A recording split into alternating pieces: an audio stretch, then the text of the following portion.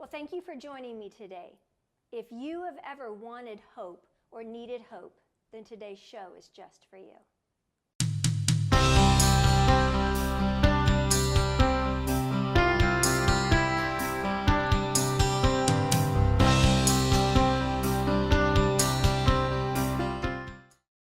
Hi, my name is Sarah, and I'm here to share a little bit about my health journey and how that has brought hope back into my life, and how I'm using that to share with others, and how they are telling me that they're being inspired to also get healthy, and what God's doing to use that. Hello, welcome to Living in the Light. Today I have a good friend, Sarah, with me today, and you will be inspired by her story. Thank you for being here today. Thanks for inviting me. You have a testimony, a story of where you were in life, where you were just kind of feeling like hope was gone. Mm-hmm. Tell me a little bit about that. I have been overweight my whole life, and struggled doing everything I could think of to lose weight, and nothing worked. And so I just had decided that that's where I was going to be my whole life. I was going to just quit trying because nothing worked, and I couldn't change that. So you were just kind of felt like you started to settle, like this is just life. There were some limitations, there were different things that were kind of going on, and for you, you're like, this is just as good as it's going to get. That's exactly how I felt. And just really kind of was sort of living dead. You know, you go through life just kind of in the motions. And I call that surviving. Yes.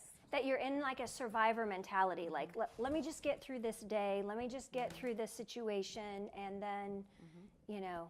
And basically have always been an optimistic person, a happy person, and I felt myself becoming sort of jaded and just angry, and not really depressed, but just not the joyous person that I wanted to be. Okay, so then you were feeling this way, then what changed? My husband found a health program that he wanted to try, and I thought, you know, he really needs to do this, and so I'll do it with him just to help him out. But I know it's not going to work for me because nothing works for me. I've tried everything, but I'll do this and try to help him. And it worked, and it continued to work, and it continued to work. And I began to think, wow, I can actually do this thing. So I had lost, I don't know, maybe 50 pounds, and my mom became very ill. And I watched my mom die from renal failure. And I had seen how my life was kind of patterning after that, and I was getting some of the same symptoms that she had, and she just never could make the changes in her life to be able to get healthy. And so that helped me to continue down the road. So that kind of helped motivate you. It did. So through this process, like what were some things that you would say to yourself to help kind of you get motivated? What were some things that you did? Part of our program is to come up with your reason why that you want to do that. And so when I started, it was sort of superficial things like I wanted to be able to fit in an airplane again, airplane seat, and I wanted to be able to go to the Cardinal game and sit in the chair without feeling squished. And I just had superficial types of reasons. And then when I really began to believe that it could work, by then I had 2 grandsons, and I want to be here for them, and they're amazing. It's amazing being a Grammy, and yes, it is. It's just fun to be able to be down on the floor and play with them. And so those kind of things became more important to me. Plus, I'm a Christian, and I love the Lord, and I want to be a better warrior for Him, and I don't think that I was doing my best job when I was so overweight and just really couldn't even move. Do you feel like when you were surviving, how did that even impact you spiritually, or do you think that it did? I do think it did. I think that when you have no hope, you know, you've sort of given up even on God and what God can do to help you, because nothing has changed. And so then weight kind of became bigger, the weight issue became bigger than who God was in some aspects. Yeah, it did. And I think that's the way a lot of people are that have lost hope. Mm-hmm. It's like their situation, their circumstances now appear bigger than God because of the struggles they live daily, emotionally and mentally. And hope is such a powerful emotion. Even just a small glimmer of hope brings new life. And I think that's what I want everyone to know. There is still hope even when you think there's not hope. You just have to sort of make a shift or change your perspective a little bit and begin to look for just a little bit of light.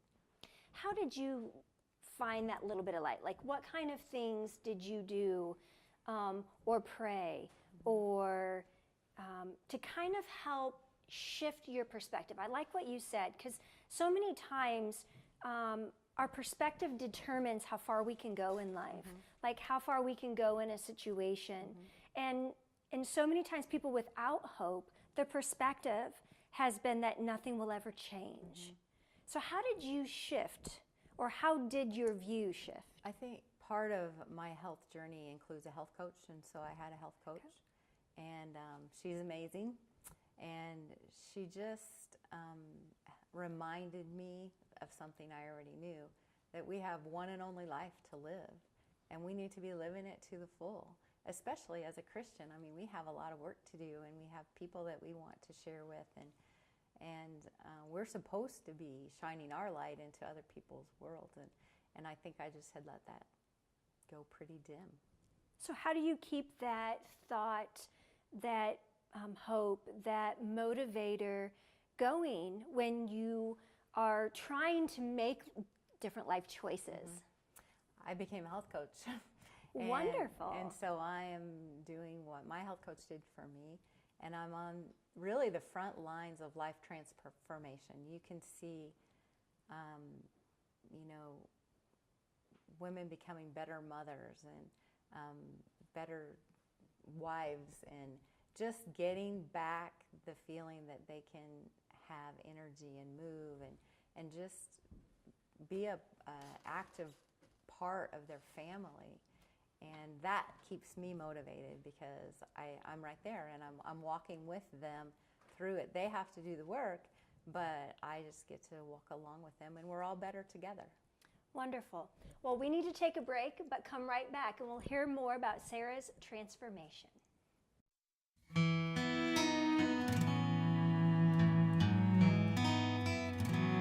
Has something you heard in the show today gripped your heart and you said, "That's me, that's what I'm struggling with"?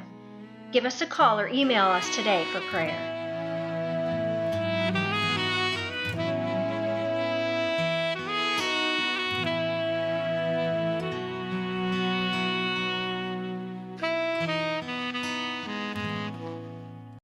Welcome back to Living in the Light. We're talking with Sarah today about her transformation. The last thing that you were talking about was you became a coach. Yes. And you're seeing lives changed. Tell me a little bit more about how you became a coach and the leading to be a coach. I just decided that I couldn't have this gift that was given to me without sharing it with other people. And that's good. We had some friends that knew what we were doing and asked about it. And so I got to start out with some really good friends and learn with them and walk with them. And it's just amazing now because of social media. I'm able to share my story on social media, and I have people I don't even know contacting me and saying, "Please tell me about your story, and please tell me how you can help me." And so God has just turned it into this great, big, amazing thing, and it's wonderful. And it's scary. It's a stretch for me. When I was so overweight, I didn't let people take pictures of me, and now I'm sitting here in front of lights and camera. Yes. And my daughter would joke around. If you know my daughter, she's a little brutal sometimes. She'd say, "What am I going to hang up at your funeral? You don't let me take pictures of you." But I hated to look at myself. It was very discouraging. And I have pictures of both my kids' weddings where I can't even have them in my house because it's hurtful to see them and to realize how bad I had gotten and let myself get. So there was, I think what I hear you saying is that there was some shame involved. Yeah, a lot of shame. How have you let go of that or deal with that as God continues to transform you in your weight loss journey and as you coach others also through the process? I think just the more healthy that I get, the better that I feel, and trying to use it for good. And what I help my clients do is if they have a bad day, if they fall off plan, there's no shame. We just pick up from where we are. And if we find ourselves going the wrong direction in a car, we don't just continue going in the wrong direction. We stop, we turn around, and we start going the right direction again. I like that. It's helpful. I think somebody needs to hear that right now. Somebody is watching and you are experiencing shame. And I want to encourage you to do just what Sarah just said. Stop, pick up, and turn the other direction. You don't have to let shame control your life. You don't have to believe that you're not good enough, that you're not loved, that you're not lovable, that God loves you, and you can stand up, turn around from that, and no longer live in those feelings of shame. That's right. What do you feel like as you've been transformed, and I've watched the journey, and that's why, I mean, I've asked you a couple of times now, are you ready for the show yet? Just because I've watched your journey, and I've watched life come back into your, well, I don't know about come back, but I've seen it come into your smile, and just this peace with life. Talk a little bit about that. It's amazing. It's amazing to get there. And this has not been a real quick thing for me. So every now and then the other day I was walking into Walmart and I saw some people walking in there and I was like, that's where I was. I could barely get from the car into Walmart and dreaded all the aisles and different things. And so when I'm reminded of where I am, I mean, I've kind of gotten used to this smaller size and feeling good. And when you forget, you forget where you were. And so I think seeing things and feeling things from then have really helped me to remember there's a lot of people that need help. And we can either keep all of this to ourselves or we could share it. And I'm just trying to be real in front of people and live my life out loud and see what I can do to help them. And that's wonderful. And you're right. The journey, it's a journey. It didn't happen overnight. Talk about how you kept going, even on some days when you're like, it's been this long. And how would you encourage somebody who maybe it's not weight they're struggling with, maybe it's an addiction, maybe they've been praying about a child to become saved, to believe in Jesus. What do you say to somebody who feels like they've been struggling for so long or that they've been walking so long and they're not where they want to be yet? I just really have to hang on to the Lord during those times. When you're as overweight as I was, that's a long, long time. And food is hard because you have to eat. You can't just, for some addictions, you just don't ever touch the whatever again. Right. And with food, it's a little bit different than that. And I just think that anytime that I feel temptation, I have to just stop and challenge that, and remember my reason why I need to be healthy. And that helps me a lot.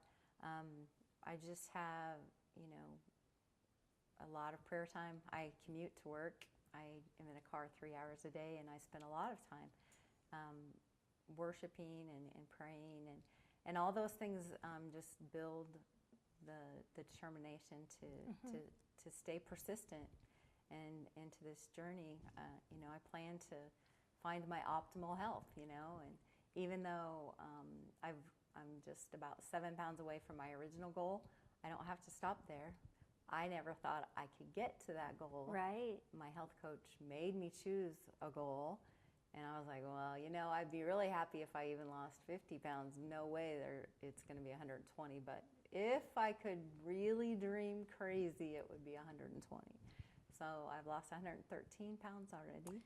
Wonderful. Congratulations. But I'm still I don't think I'm finished there. So I'm just going to see what God has me to do. And I find people that I share with. If I am having a bad day, I don't try to just go it alone.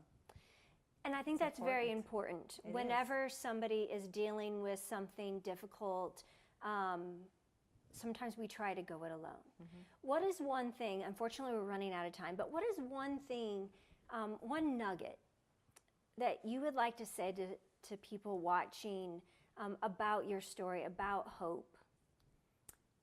There is hope. Even if you have given up, it's not the end. All you have to do is make that little shift, and you can begin to change your life. So it starts with that decision. It starts with a decision. Would you pray for people today? I'd be glad to.